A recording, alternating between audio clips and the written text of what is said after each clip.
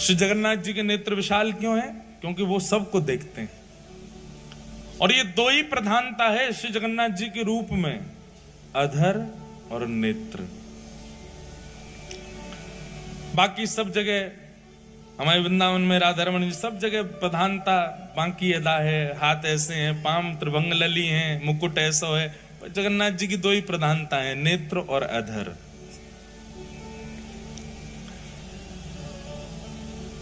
तो देखवे वारे ठाकुर जी, बोलवे वारे ठाकुर जी, कोई बुलवानो जाने बस जगन्नाथ प्रभु से।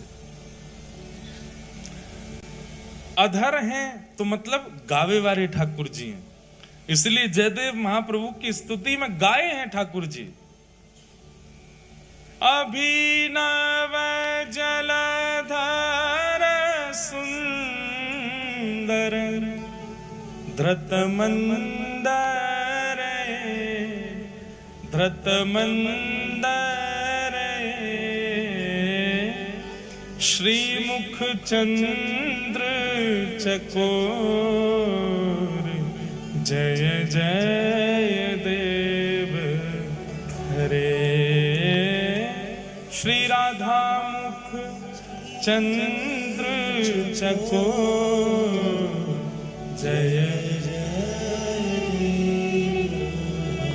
पहली बार ठाकुर जी गा रहे हैं किसी की स्तुति में, ये जय जय देव हरे ठाकुर जी गा रहे हैं, ये जयदेव महाप्रभु नहीं गा रहे हैं।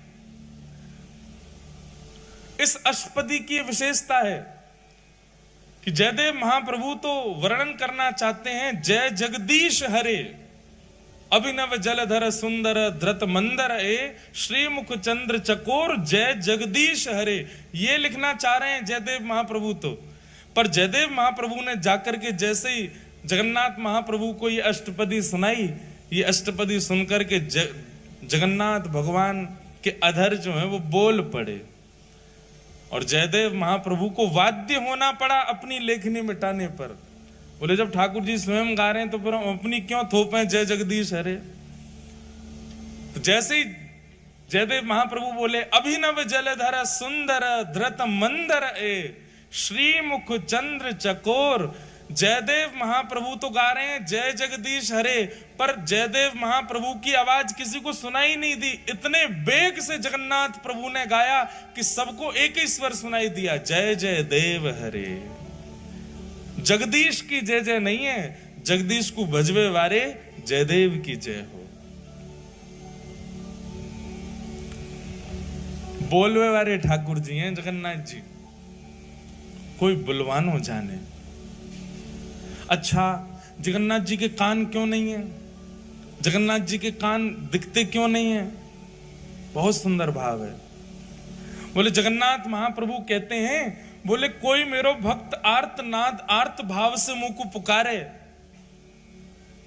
और वासमय व वाकी रक्षा के लिए, वासमय वाकु दर्शन देवे के लिए मैं जैसे ही जाऊंगो, मेरे बगल में ये बैठी है मेरी बहन सुभद्रा, उबा के बगल में बैठे हैं बलराम जी, जे दोनों मुंह को रोकेंगे, अरे लाला कहां को जा रहे है, कौन के पास जा रहे है, और कहीं सुदर्शन जी ने या गरुण जी ने बता दिया कि फलाने भक्त के पास जा रहे हैं, तो ये दोनों तुरंत उसकी पूरी लिस्ट निकालेंगे। अरे वो तो अच्छा खाता भी नहीं है, वो तो अच्छा व्यक्ति भी नहीं है, उसके अंदर तो काम भी है, उसके अंदर तो लोभ भी है, उसके अंदर तो द्वेष भी है। ये सब मुझे उसके अवगुण बता करके मुझे रोकने का पूरा प्रयास करेंगे। जैसे कई बार होता है, बच्चे कहीं जाना चाहते हैं तो माता पिता उसको रोकने के लिए उस स्थान की खूब सारी बुराइयां कर देते हैं। अरे झूला में नहीं झूलना चाहिए, उसके पेच ढीले हो जाते हैं, झूला गिर जाता है, कितने लोग मर जाते हैं। आइसक्रीम नहीं खानी चाहिए, क्यों? बोले दूध जो होता है वो सड़ा हुआ होता है। मैगी नहीं खानी चाहिए, क्यों? बोले इसमें गिराड़ होती है। ऐसे अवगुण बताते हैं तो बच्चे क्या होता है, डर जाते हैं। चॉकलेट नहीं खानी चाहिए, इसमें कीड़ा पड़ जाते हैं पेट में, पेट की सब चर्बी खा जाते हैं। बच्चे डर के मारे बोलते हैं अच्छा तो नहीं खाएंगे, फिर भी बच्चे खा तो जाते हैं। ऐसे ही श्री जगन्नाथ भगवान जब किसी भक्त पर कृपा करने के लिए जाते हैं तो ठाकुर जी ने मन में विचार किया, ये बगल में बैठे बलभद्र जी और सुभद्रा जी मानेंगे नहीं, ये जबरदस्ती उस व्यक्ति के अवगुण मुझको सुनाएंगे। अरे तुम किसके पास जा रहे हो, वो तो ऐसा है, वो तो ऐसा है, वो तो ऐसा है। नेक नेक आगे आ जाओ भैया। ये आगे आके जाएंगे कहां, इनके पीछे कौन आवेगो? अच्छा जगह है, पीछे वाले हो आप, बुरो मत मानियो कि जेल से मैं बैठा दिए हैं। आप सब बहुत प्यारे हो हैं, बस ये थोड़ी व्यवस्था के लिए है। नेक नेक और याकू ये रेलिंग जो है इसको कल थोड़ा नेक और आगे है जाए तो देख लियो, बाकी आपकी इच्छा। बोलो जगन्नाथ महाप्रभु की। ऐसी रूखी जय बोल रहे हो हैं, ठाकुर जी आंख फाड़ के खड़े हैं, तुम ऐसे बोल रहे हो श्री जगन्नाथ महाप्रभु की। तो जगन्नाथ महाप्रभु ने मन में विचार किया, मेरा कोई भक्त मुझे बुलाएगा। सब लोग इधर देखो, आते जाएं बैठते जाएं, बस बाकी सब लोग बैठ जाओ। महाराज बैठ जाओ, इनको बैठा दो, बैठ जाओ। बैठ जाएंगे सब अपने आप।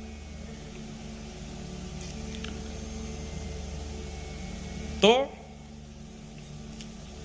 ठाकुर जी ने मन में विचार किया, बोले मैं भक्त पर कृपा करने जाऊंगा, जे बलभद्र सुभद्रा जे मानेंगे नहीं, उसके अवगुण मुझको बताएंगे। लेकिन एक दिन जगन्नाथ भगवान ने क्या किया, जैसे ही किसी भक्त पर कृपा करने जा रहे थे तो बलभद्र सुभद्रा ने पूछा कहां जा रहे हो? तो उत्तर सुदर्शन जी ने दिया, बोले वहां जा रहे हैं उस भक्त के पास। बोले कौन भक्त? तब गरुण जी बोले वहां जा रहे हैं। महाराज बलराम जी लेके उसके सारे अवगुण बताने लगे। सुभद्रा जी कहने लगी वो तो ऐसा है, वो तो ऐसा है, उसके अंदर तो इतना काम है, वो तो क्रोधी है, वो तो लोभी है, लोभ के चक्कर में आपको याद कर रहा है, वैसे बिल्कुल याद नहीं करता है, आदि आदि सब बात कहने लगे। ठाकुर जी चुपचाप चलते ही जा रहे हैं, रुके ही नहीं रहे।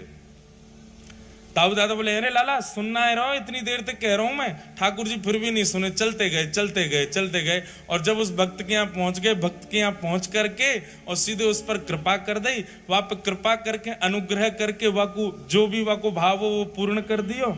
जैसे ही ठाकुर जी वहां पर कृपा करके लौटने लगे, बलराम जी खड़े गए, अरे लाला तू सुने ना है, तेरो बड़ो भैया मैं इतनी देर तक कह रहा हूं, तू ऐसे इन पर कृपा मत करे कर, जी बहुत लोभी व्यक्ति है, बहुत ऐसो है।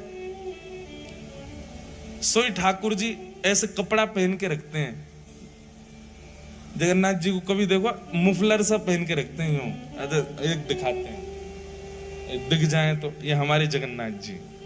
देखो जगन्नाथ भगवान कैसे कपड़ा पहने, ऐसे पहन के रखें जैसे कितनी सर्दी लग रही है इनको। सर्दी नहीं लग रही है, जो कान छुपा के बैठे हैं अपने। बलराम जी बोल रहे लाला तू सुने ना है, चलो जाए कहीं भी मुंह उठा के, और हमारी बातन ने ना माने। ठाकुर जी बोले कहा बोल रहे, सुनाई ना दे रही तो? अरे रुको। तब ठाकुर जी ने एक कपड़ा पीछे किया, बोले हाँ इतनी देर तक कहा बोल रहे, मुझको तो सुनाई ना दियो, मेरे तो कान छुपे रहे ना, मैं सुने ही ना पाऊं। तब सुभद्रा जी बोली कितनो चतुर है लाला, जाने अपने कान जामारे छुपा रखे हैं कि जे कोई भक्त पे कृपा करवे जाए और वास्तव में मैं और आप कहीं वह भक्त के अवगुण बताएंगे तो या कुछ सुनने पड़ेंगे, या हमारे पहले ही कान ढक के बैठने की, ताकि कोई भक्त पर मैं कृपा करवे जाऊं, वहां के अवगुण में कोई बताए तो वो पहले ही समझ जाए भैया मेरे कान छुपे, मैं सुन नहीं रहा हूं, मैं तो जाऊंगो वहां पर कृपा करके आऊंगो। इसलिए जगन्नाथ प्रभु के कान नहीं दिखते। बड़े अद्भुत हैं श्री जगन्नाथ जी, अपने कान छुपा के बैठे हैं। कोई महाप्रभु जी का अत्यंत निकट से दर्शन कर रहा हो, पीछे वाला कह रहा है देखो इसको तो इतने बढ़िया दर्शन हो रहे हैं, ठाकुर जी ये इतना योग्य नहीं है, हम योग्य हैं। ठाकुर जी उस समय भी यही कह रहे हैं, भैया मुझे सुनाई ना दे रही है, मेरे कान बंद हैं, जो मेरे समीप आ गए हो वो मेरो है, जो मेरे दृष्टि के आगे आ गए हो मैं वाकई कोई अवगुण विचार ना करूं। कैसे कैसे भक्तन पर श्री जगन्नाथ जी ने अनुग्रह किया है। हम व्यासपीठ पर बैठ करके कलम तोड़ करके कह सकते हैं पूरे ब्रह्मांड में सबसे दयालु यदि कोई है तो वो श्री जगन्नाथ जी, बहुत दयालु। इतनी दया कोई ठाकुर के भीतर नहीं है जितने हमारे श्री जगन्नाथ जी में। आप लोग कहेंगे आप तो व्यास हो, व्यासन को एक ही काम है जाकी कथा करें, वही के पक्ष में चले जाएं, ऐसी बात नहीं है। हम चाहे कितनी कथा करें, हम गिरधर लाल जी के उपासक हैं, उनके कान पे पट्टा बांध के आया हूं, कहीं सुन नहीं लें। और सुन लें तो कहा है, एक ही तो हैं, कोई अलग थोड़े हैं। वही राधा रमण हैं, वही श्रीनाथ जी हैं, वही जगन्नाथ हैं। सबसे बड़े कृपालु ठाकुर यदि पूरे विश्व में यदि कोई है तो श्री जगन्नाथ जी। इतने दया में भरे हैं, इतने अवगुण शून्य दृष्टि है श्री जगन्नाथ जी की। कितना भी बड़ा कोई व्यक्ति, कितना भी अभागा क्यों ना आ जाए, ठाकुर जी उसमें भी दोष नहीं देखते। ऐसे महाप्रभु जगन्नाथ। श्रीमद् भागवत जी में जगन्नाथ शब्द का सबसे पहले उच्चारण किसने किया? जगन्नाथ जी कलयुग के नहीं है, जगन्नाथ जी द्वापर के नहीं है, जगन्नाथ जी त्रेता के भी नहीं है, जगन्नाथ जी अनंत है। मैंने वर्णन किया ना कि सगुण साकार रूप में सबसे पहले किसी को दर्शन अगर किसी भाव का हुआ तो जगन्नाथ जी का हुआ। सगुण रूप के ही हम सब उपासक हैं, हम सब के अलग अलग रूप के ठाकुर हैं, पर इन सगुण रूपों में सबसे पहले दिखने वाले जो ठाकुर जी सगुण रूप से जो दिखे हैं साधकों को, भक्तों को, वो श्री जगन्नाथ जी हैं। आज के नहीं है ठाकुर जी, अनंत काल से हैं। बस इंद्रद्युम्न पर कृपा करने के लिए और कलयुग के वैष्णवों पर अनंत कृपा करने के लिए वही जगन्नाथ भगवान एक रूप में प्रकट हो गए। ठाकुर जी तो अनंत हैं श्री जगन्नाथ जी। तो मैं निवेदन कर रहा था, भागवत जी में सबसे पहले जगन्नाथ शब्द का उच्चारण किसने किया? श्रीमद् भागवत जी में सबसे पहले जगन्नाथ शब्द का उच्चारण किया है परीक्षित की माता जी ने। क्या नाम है उनका? उत्तरा। उत्तरा ने सबसे पहले भागवत जी में जगन्नाथ नाम का उच्चारण किया है। कब किया? आप लोगों ने भागवत जी कथा सुनी होगी, तो भागवत जी में जब उत्तरा के गर्भस्थ शिशु को मारने के लिए अश्वत्थामा ने बाण छोड़ दिया, उस समय उत्तरा दौड़ी दौड़ी जाती है, भगवान रथ में बैठकर के द्वारिका को प्रस्थान कर रहे हैं। उस समय उत्तरा गाती है, पाहि पाहि महायोगिन देव देव जगतपते नान्यम तद्भयं पश्ये यत्र मृत्यु परस्परम नान्यम तद्भयं पश्ये यत्र मृत्यु परस्परम। जगन्नाथ जी को सबसे पहले पुकारा है श्रीमद् भागवत जी में उत्तरा ने। नाथ शब्द का अर्थ क्या होता है? नाथ किसको कहते हैं? रक्षक को नाथ कहा जाता है। किसको कहते हैं? रक्षक को। और मानव का रक्षक कौन होता है? रक्षक कोई नाथ कहते हैं और रक्षक कोई पति कहते हैं। पति को भी रक्षक, पति शब्द का अर्थ भी रक्षक ही होता है। कुल का रक्षक, पत्नी का रक्षक, बच्चों का रक्षक, वही पति।